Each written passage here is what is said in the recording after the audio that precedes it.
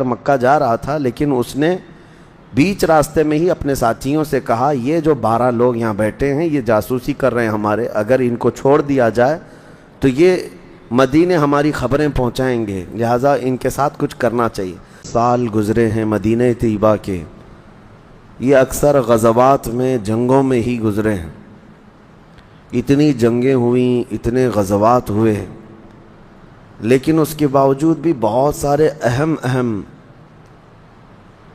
کام مدینہ طیبہ میں طے پائے جو قیامت تک کے لیے رقم ہو گئے۔ نبی پاک صلی اللہ تعالیٰ علیہ وسلم ایک چھوٹے سے غزوے میں بھی جاتے تو کم از کم 15 دن باہر مدینے سے رہنا پڑتا، تو آپ اندازہ کریں کہ سال میں کبھی 6 غزوات ہیں، کبھی 5 کبھی 6 ایک سال کے اندر۔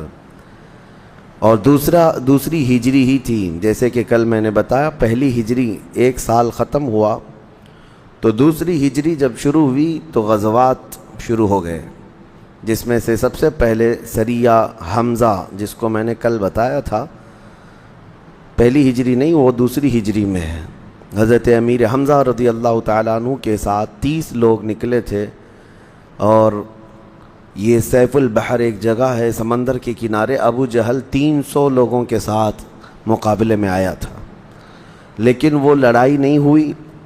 ایک شخص مجدی نام کا تھا جو دونوں جماعتوں کا حلیف تھا، اس نے جنگ ہونے نہ دیا تو یہ دونوں فوجیں واپس چلی گئیں۔ اس کے بعد پھر سریہ عبیدہ بن حارث ایک صحابی ہیں، ان کو 80 مجاہدین کے ساتھ حضور پاک صلی اللہ علیہ وسلم نے روانہ فرمایا تھا، اور جس کے مقابل میں ابو جہل کے بیٹے اکرمہ وہ آئے تھے تقریباً 400 لوگوں کو لے کر۔ یہ جنگ بھی ٹل گئی، لیکن جس میں حضرت سعد ابن ابی وقاص رضی اللہ تعالیٰ عنہ نے تیر چلائے تھے۔ پھر اس کے بعد سریہ سعد ابن ابی وقاص بھی ہے۔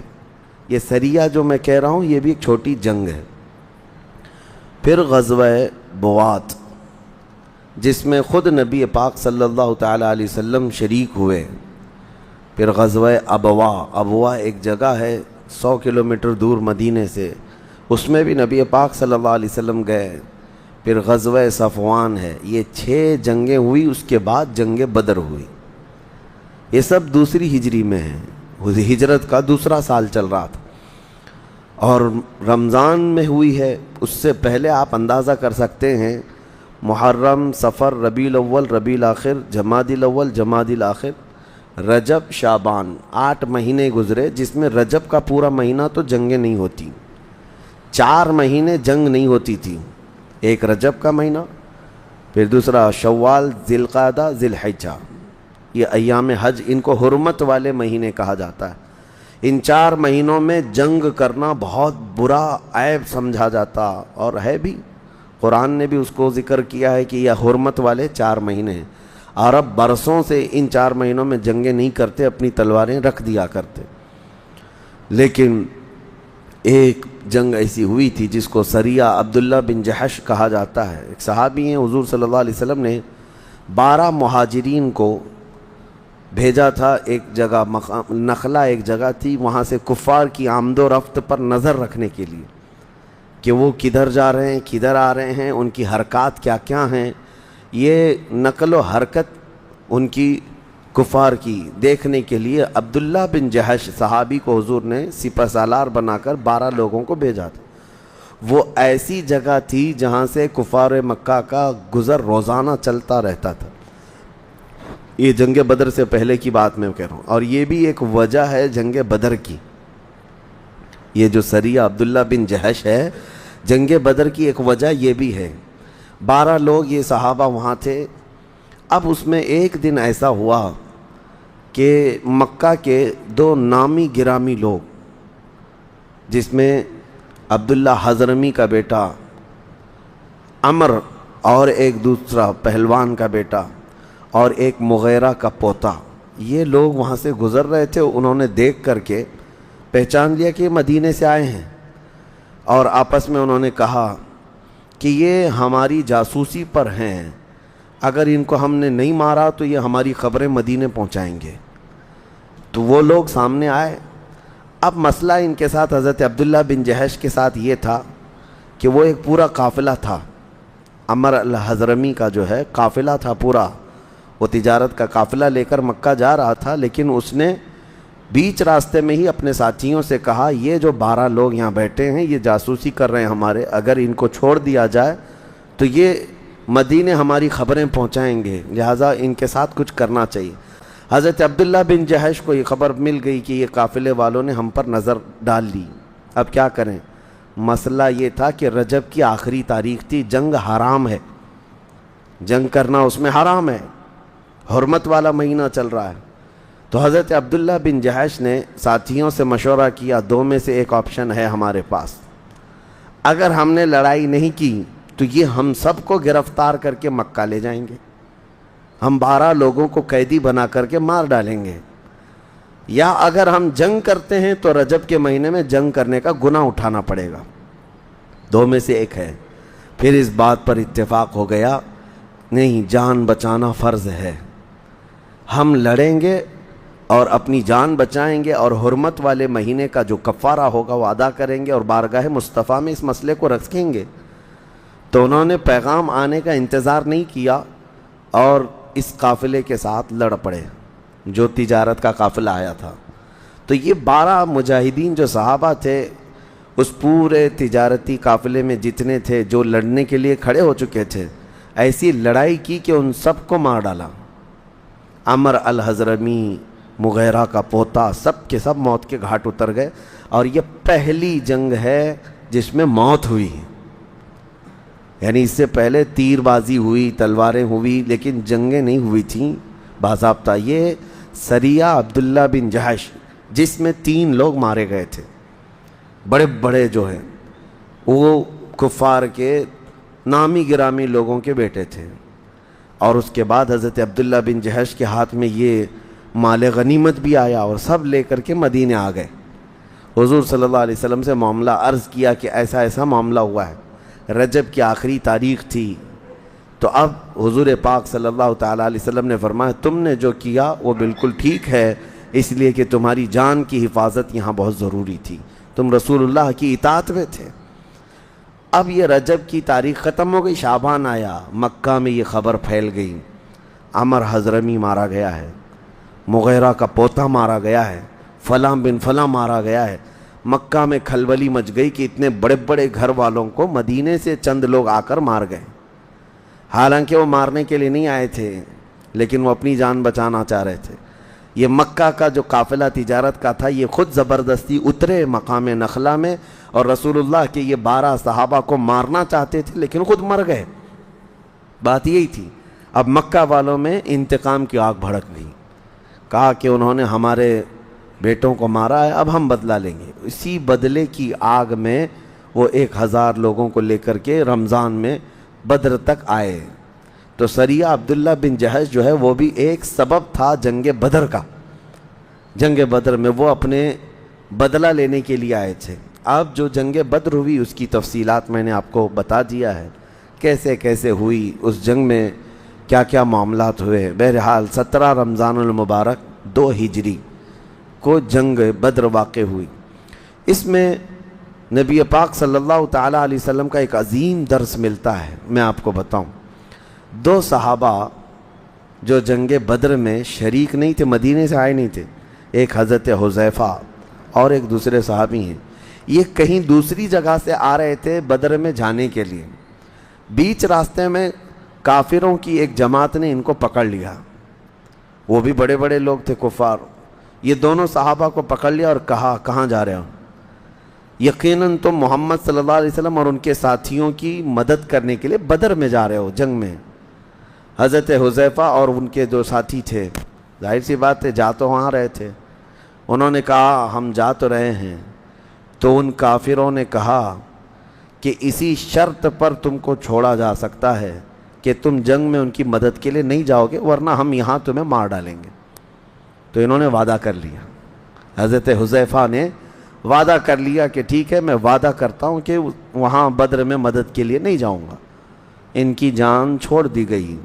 بدر کے میدان میں جب صف آرائی ہو رہی تھی، عین لڑائی کے وقت یہ دونوں صحابہ میدان بدر میں آ گئے، لیکن رسول کریم صلی اللہ تعالیٰ علیہ وسلم سے انہوں نے آ کر عرض کیا، کافروں کی ایک جماعت نے ہمیں گرفتار کیا اور زور زبردستی ہم کو وعدہ لیا کہ تم اگر مدد کے لیے جاؤ گے تو ہم تمہیں مار ڈالیں گے یہیں پر، یا وعدہ کرو کہ اگر ان کے مدد کے لیے نہیں جا رہے ہو تو ہم تمہاری جان چھوڑ دیں گے۔ نبی پاک صلی اللہ تعالیٰ علیہ وسلم نے جیسے یہ سنا، صفوں سے ان دونوں صحابہ کو الگ کر دیا اور فرمایا ہم عہد کے پابند لوگ ہیں، چاہے دنیا میں کسی سے بھی عہد کیا جائے اس کو پورا کرنا محمد عربی کے غلاموں کا کام ہے۔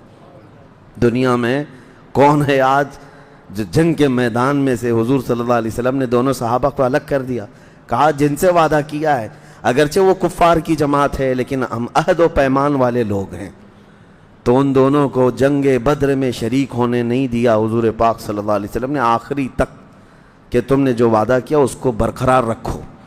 جنگ بدر کے اور بھی بہت سارے اہم پیغامات ہیں۔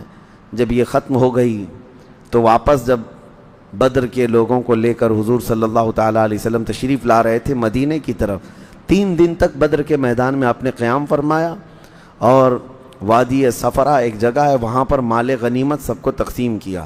اب جو 70 قیدی آئے تھے ان کو فدیہ لے کر کے حضور آزاد کر رہے تھے، کسی سے 4000 درہم فدیہ دیں اور آزاد ہو جائیں۔ اس میں جو لوگ فدیہ دینے کی طاقت نہیں رکھتے تھے ان کے لیے دوسرا آپشن تھا کہ وہ انصار کے 10 بچوں کو لکھنا سکھا دیں یا کوئی ہنر جانتے ہیں تو سکھا دیں اور آزاد ہو جائیں۔ یہ جنگ بدر کے قیدیوں کے ساتھ میرے آقا صلی اللہ علیہ وسلم کا سلوک تھا۔ اور اس کے بعد اس میں ہی حضرت عباس جو حضور کے چاچا ہے، وہ ایمان لائے ہوئے نہیں تھے لیکن کافروں کی طرف سے لڑنے آئے تھے اور قیدیوں میں آ گئے۔ اب جب وہ آئے تو ان کے اوپر بوجھ تھا وہ خود کا بھی فدیہ دیں اور اپنے بھتیجے عقیل بن ابی طالب یعنی حضرت علی کے سگے بھائی، وہ بھی بدر میں سامنے تھے، عقیل بن ابی طالب اور حارث، عمر بن حارث غالباً یہ بھی حضور صلی اللہ علیہ وسلم کے چچا کے بیٹے ہیں، وہ بھی کافروں کی طرف سے تھے۔ تو حضرت عباس اور ان کے 2 بھتیجے دونوں قیدیوں میں ہیں، ان سے کہا گیا اب ان تینوں کا فدیہ آپ کے اوپر ہے، آپ دے دیجئے اور آزاد ہو جائیے۔ انہوں نے کہا میرے پاس اتنا مال نہیں ہے، نہ ہی میرے پاس کوئی چیز رہ گئی ہے۔ حضور صلی اللہ علیہ وسلم نے فرمایا مکہ سے منگوا لیجئے۔ تو انہوں نے کہا وہاں پر بھی میرے پاس اتنا مال نہیں ہے۔ نبی پاک صلی اللہ علیہ وسلم نے فرمایا چچا آنے کے وقت اپنی بیوی ام الفضل کو جو سونے کے سکے دے کر آئے تھے وہ منگوا لو، جو آپ نے محفوظ رکھنے کے لیے کہا تھا۔ حضرت عباس اس وقت کیا کہتے ہیں، قسم اس رب ذوالجلال کی جس نے آپ کو حق کے ساتھ نبی بنا کر بھیجا ہے، یہ راز میرے اور میری بیوی کے علاوہ کوئی نہیں جانتا تھا، اور کوئی غیب کیا تم سے نہاں ہو بھلا، یہ میرے مصطفیٰ کا علم تھا۔ حضرت عباس نے تینوں کا فدیہ ادا کیا اور اس کے بعد پھر مسلمان بھی ہو گئے۔ اسی میں یہ جنگ کی جو اگر عجائبات بتاؤں تو بہت طویل ہے کہ یہ جنگ دنیا کی ایسی جنگ ہے جس میں آمنے سامنے لوگوں کا بڑا امتحان تھا۔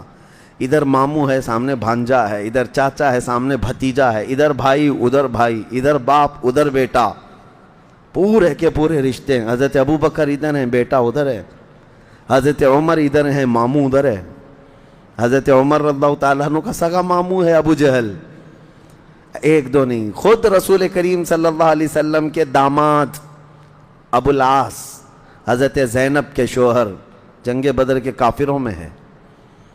حضور صلی اللہ علیہ وسلم کی بڑی بیٹی حضرت زینب جن کے نکاح میں تھے ابو العاص، وہ ایمان لائے نہیں تھے کیونکہ ان کا نکاح ہجرت سے پہلے ہی مکہ میں ہو گیا، اور حضرت زینب تو اسی وقت ایمان لائی تھیں جب حضور نے اعلان فرمایا۔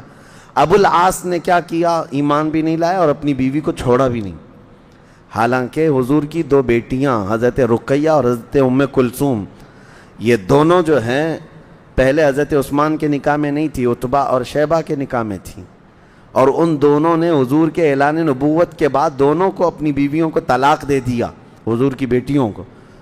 اور جب وہ طلاق ہو کر گھر میں آئیں تو حضرت عثمان غنی نے حضرت رقیہ سے نکاح کیا تھا، اور پھر ان کے انتقال کے بعد حضرت ام کلثوم سے نکاح کیا۔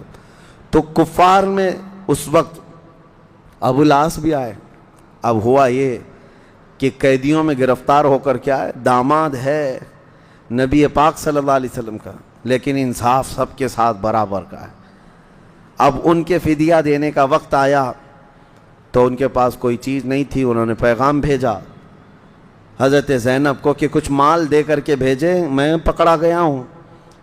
تو حضرت زینب کے پاس ان کی ماں کا دیا ہوا ایک قیمتی ہار تھا، حضرت خدیجہ کا شادی میں دیا ہوا ہار تھا، اور وہ بڑا قیمتی ہار تھا۔ انہوں نے وہ ہار بھیجوایا اپنے شوہر کے آزادی کے لیے۔ جب ابو العاص وہ ہار لے کر کے آئے، نبی پاک صلی اللہ علیہ وسلم دیکھتے ہی حضور کی آنکھوں میں آنسو آ گئے کہ یہ میری شریک حیات خدیجۃ الکبریٰ کا یہ ہار ہے جو اپنی بیٹی کو دیا تھا۔ اور اس کے بعد صحابہ کرام کو بلاتے ہیں اور پوچھتے ہیں کیا تمہارا مشورہ ہے اس بارے میں کہ یہ میری عزیز ترین زوجہ خدیجہ کا ہار ہے جو اس نے اپنی بیٹی کو نکاح میں دیا تھا، اگر تم چاہو تو میں اپنی بیٹی کو یہ ہار واپس کروں، یہ نہیں کہ میں جو چاہوں کر لوں۔ یہاں پر صحابہ اکرام سے مشورہ لینا، حضور اس کے محتاج نہیں تھے، لیکن انصاف کا ترازو قائم کرنا تھا۔ سارے صحابہ نے کہا یا رسول اللہ صلی اللہ علیہ وسلم، ہماری ساری خواہشیں آپ کی خواہش پر قربان ہیں، آپ کی رضا پر قربان ہیں۔ حضور نے ابو العاص کو وہ ہار واپس کیا اور آزاد بھی کیا، وہ گئے مکہ واپس۔ اور اس کے بعد ہوا یہ کہ ابھی بھی ایمان لائے نہیں تھے، لیکن ایک بار مکہ سے تجارت کے لیے کہیں ملک شام گئے اور واپسی میں آ رہے تھے، پھر ایک جگہ مٹ بھیڑ ہو گئی صحابہ کے ساتھ، کیونکہ وہ ایسا قافلہ تھا جو دشمن قافلہ تھا اور صحابہ سے لڑ رہا تھا مدینے کے باہر، اس میں پھر ابو العاص سامنے ہے۔ ہوا یہ کہ دوبارہ وہ ہار گئے، وہ قافلہ بھی جو ہے صحابہ کے ہاتھ میں آ گیا، پھر گرفتار کر کے مدینے لے کر آئے، داماد دوسری بار گرفتار ہو کر مدینے آئے۔ اب جب یہاں تھے نبی پاک صلی اللہ تعالیٰ علیہ وسلم نے پھر دیکھا، مجبور ہو کر کے آئے، اور اس کے بعد عہد و پیمان ہوا، ایگریمنٹ ہوا ان کے اور ان کے درمیان۔ نبی پاک صلی اللہ تعالیٰ علیہ وسلم نے صحابہ سے کہا تم اگر چاہو تو ان کو قافلے سمیت واپس کر دو مکہ۔ حضور کی نگاہیں بہتر جانتی تھیں، صحابہ نے وہ پورا قافلہ ابو العاص کے حوالے کر دیا، وہ صحیح سلامت مکہ آ کر کے جس کا نفع تھا، جس کا تجارت میں نفع تھا، سب کا حصہ دے دیا، اور اس کے بعد خانہ کعبہ کے پاس آ کر کے بلند اعلان سے کہا کہ لوگوں گواہ ہو جاؤ میں اسلام قبول کرتا ہوں، اس لیے کہ میں نے محمد عربی صلی اللہ علیہ وسلم سے زیادہ اس روئے زمین پر انصاف کرنے والا کسی کو نہیں دیکھا، اور میں اسلام بہت پہلے ہی لاتا، لیکن لوگ مجھے یہ طعنہ نہ دے دیں کہ مکہ سے مال لے کر چلا گیا مدینے اور مال نفع کمایا اور ہم سب کا مال دینا پڑے گا، اس لیے اس نے اسلام قبول کر لیا۔ لوگ میرے اسلام پر یہ طعنہ نہ ماریں کہ میں نے نفع کے لیے ان کے مال لوٹنے کے لیے اسلام قبول کیا، اس لیے صحیح سلامت قافلہ واپس لایا اور سب کا سامان دیا، اب میں اسلام قبول کرتا ہوں۔ اس کے بعد پھر اپنی زوجہ حضرت سیدہ زینب رضی اللہ تعالیٰ عنہ کو لے کر خود مدینہ طیبہ ہجرت کر کے آ گئے۔ یہ دوسری ہجری کا ہے۔ اب جو بدر کے انجام تھے اس میں ابو جہل مارا گیا، بڑے بڑے کافر مارے گئے۔ اب جب نبی پاک صلی اللہ علیہ وسلم واپس تشریف لا رہے تھے، مکہ کی حالت ایسی تھی کہ کسی کو رونے کی اجازت نہیں تھی، کہ بدر میں جو لوگ مرے ہیں ان کے غم میں کسی کو رونے کی اجازت نہیں تھی، اس کو برا سمجھتے تھے لوگ کہ ہار گئے اور اس کے بعد پھر اپنے بیٹوں کے اور اپنے بھائیوں کے موت پر رو رہے ہیں، کسی کو رونے کی اجازت نہیں تھی، ایسے حالات تھے۔ اور اس جنگ میں ابو لہب نہیں آیا تھا جو پکا گستاخ ہے، وہ آیا نہیں تھا، لیکن اس نے بدر کے حالات اتنے سنے کہ بیمار ہو گیا کہ ایسے مارا ہے، ایسے مارا ہے، ویسے مارا ہے۔ وہ سن کر کے بیچارہ بیمار ہو گیا کہ ہمارے مکہ کے لوگ ایسے مارے گئے بدر میں، اور جس کو کہتے ہیں بہت زیادہ صدمہ لے لیا، اور اس کے بعد بیماری ایسی لگ گئی کہ بدن میں چیچک پڑ گئے۔ اور چیچک کی بیماری کو عرب لوگ بہت منحوس بیماری سمجھتے تھے، اور اسی بیماری میں ابو لہب کی موت ہو گئی، اور موت ہونے کے بعد وہاں پر اپشگن سمجھا جاتا تھا۔ چیچک میں مرا ہوا آدمی جو ہے اس کو یہ سمجھا جاتا تھا کہ اس کے ذریعے سے اب سب کو بیماری پھیلے گی۔ آج ہمارے ہاں بھی بیچارے جو ہندو لوگ ہیں وہ بہت ساری ایسی موتوں کو ہاتھ بھی نہیں لگاتے۔ بیچارے کورونا میں کتنے تو باپ ایسے چلے گئے، ان کا بیٹا کوئی پکڑنے بھی نہیں آیا۔ اسلام میں یہ نہیں ہے میرے عزیزو، چاہے وہ کسی بھی طرح کی موت میں مرے۔ الحمدللہ میں نے دیکھا ہے، میرے ایک ساتھی ہیں، میرے سے جونیئر ہیں اگرچہ، وہ انگلینڈ میں رہتے ہیں، لیکن تقریباً 200 سے زیادہ باڈی ایسی جو کرونا میں ختم ہو چکے تھے، ان کو اپنے ہاتھوں سے نہلایا بھی ہے، کفنایا بھی ہے اور دفنایا بھی ہے۔ حافظ قرآن ہیں، یہ اور بات ہے کہ لندن میں رہتے ہیں جو بھی ہیں، لیکن اسلام ساتھ میں ہے، جس کی وجہ سے اسلام نے یہ ہمیں درس دیا ہے کہ اپنی میتوں کا احترام کرو۔ اپنی میت، کیا ہمارے ہاں ایکسیڈنٹ ہو کر کے پھٹ جاتے ہیں ان کو نہیں غسل دیا جاتا؟ کیا ہمارے ہاں کئی جل کر کے انتقال کر جاتے ہیں ان کو بھی غسل دیا جاتا ہے؟ طریقے ہیں، لیکن چھوت چھات اسلام میں نہیں ہے۔ ابو لہب تو مر گیا، لیکن 3 دن تک اس کے بیٹوں نے ہاتھ نہیں لگایا، اور اس کے بعد ہوا یہ کہ کیا کریں، لوگوں کی باتیں سننے کے ڈر سے اس کے بیٹوں نے لاش کو کپڑے میں باندھ کر کے اٹھایا اور ایک گڑھے میں لے جا کر ڈال دیا، اور ایسے ڈالا کہ مٹی ڈھانکنے کی بھی ان کے پاس فرصت نہیں تھی۔ روایت ہے کہ جب سب لوگوں کو پتہ چلا کہ کھلے گڑھے میں ابو لہب کی لاش ہے، تو لوگ سب جگہ سے آئے کہ اس کی نحوست پورے مکہ میں نہ آئے، بڑے بڑے پتھر سب ہاتھوں میں لائے اور اتنے پتھر اس پہ ڈالے کہ وہ قبر بھر گئی۔ یہ انجام ہے اس گستاخ کا جس نے سب سے پہلے میرے آقا کو گالی دی تھی، تباً لک یا محمد، اے محمد تمہارے ہاتھ ٹوٹ جائیں، تمہارا ہاتھ برباد ہو، نعوذ باللہ۔ اس کی مذمت میں اللہ نے قرآن کی پورے سورہ اتاری، تبت یدا ابی لہب و تب، ابو لہب کے دونوں ہاتھ برباد ہو جائیں۔ اللہ کریم نے اس گستاخ رسول کا جواب دیا، اور آج تک ہم تلاوت کرتے ہیں۔ یہ بھی 2 ہجری میں مرا ابو لہب مکہ میں۔ اس کے بعد جو بدر کے بعد کے جو حالات ہیں، نبی پاک صلی اللہ علیہ وسلم مدینے جب تشریف لائے، کل میں نے سہون یہ کہا تھا حضرت فاطمہ الزہرا رضی اللہ تعالیٰ عنہا کی شادی حالانکہ وہ بدر کے بعد ہوئی اور 2 ہجری میں ہوئی، اور حضرت مولا کائنات علی مرتضیٰ رضی اللہ تعالیٰ عنہ کے ساتھ جو نکاح ہوا مسجد نبوی میں نہایت سادگی کے ساتھ نکاح ہوا۔ ایک صحابی ہیں، انہوں نے اپنا مکان تحفے میں دیا کہ رسول اللہ کی لخت جگر اور ان کے داماد یہ رہیں۔ وہ مکان کہاں دیا گیا تھا؟ حضور صلی اللہ علیہ وسلم کا جو حجرہ حضرت عائشہ کا تھا، اس حجرے سے بالکل متصل لگا ہوا حضرت فاطمہ اور حضرت علی کا حجرہ تھا، یہ وہاں بنا۔ اور آج میں بتاؤں الحمدللہ حضور پاک صلی اللہ علیہ وسلم جن جالیوں میں آرام فرما ہیں، وہ پوری جالیاں ان میں حضرت عائشہ صدیقہ کا مکان ہے اور سیدہ فاطمہ الزہرا کا مکان ہے۔ یہ دونوں مکان اس جالی کے اندر آ چکے ہیں آج جہاں روضہ رسول ہے۔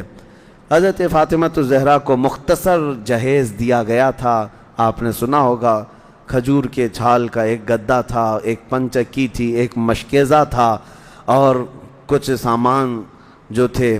لوگوں میں یہ ایک چیز مشہور ہے کہ حضرت فاطمہ کا جہیز یہ تھا، لیکن ایک نقطہ میں یہ بتاؤں، جہیز کو اسی سے لوگ کمپیئر کر کے یہ کہتے ہیں اتنا جہیز تو رسول اللہ نے اپنی بیٹی کو دیا تھا۔